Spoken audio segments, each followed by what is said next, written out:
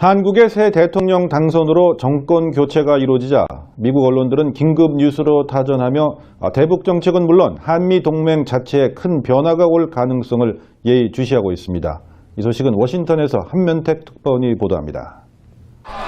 한국의 조기 대선에서 큰 이변 없이 문재인 새 대통령 탄생이 일찌감치 확정되자 AP통신, 월스트리트저널, 뉴욕타임스, 워싱턴 포스트 등 미국의 주요 언론들은 긴급 뉴스로 새 대통령 선출과 10년 만에 진보 정권으로의 정권 교체를 신속히 타전했습니다. 문재인 새 대통령은 도널드 트럼프 대통령과 대북 정책, 사드와 FTA를 포함하는 한미동맹 현안을 놓고 어렵고도 위험한 조정기를 거쳐야 할 것으로 미 언론들이 내다봤습니다.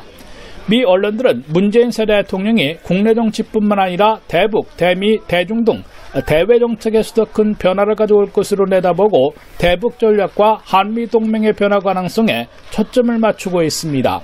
특히 문재인 새 대통령이 도널드 트럼프 대통령과는 상당한 입장 차이를 보이고 있다는 점에서 어떻게 조율해 나갈지 예의주시하고 있습니다.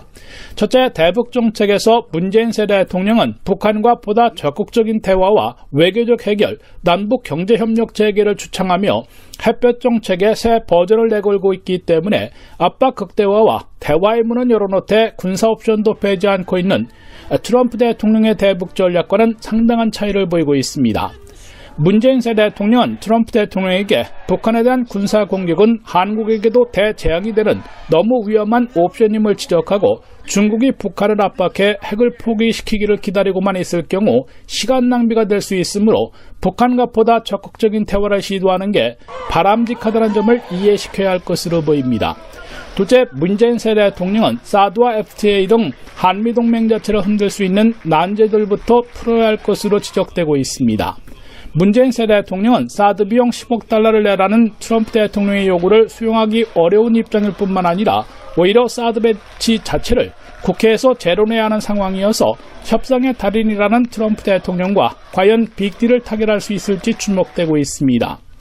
문재인 새 대통령은 더욱이 미국에게도 노를 할 수 있는 방법을 배우고 우리가 필요로 하는 것을 말할 수 있어야 한다고 공언해왔기 때문에 사드와 한미 FTA, 나아가 한미동맹의 재규정에서 트럼프 대통령과 정면 충돌하지 않고도 윈윈할 수 있는 묘안으로 유리한 조정을 이끌어낼지 주시되고 있습니다. 워싱턴에서 RKTV 뉴스 한면택입니다.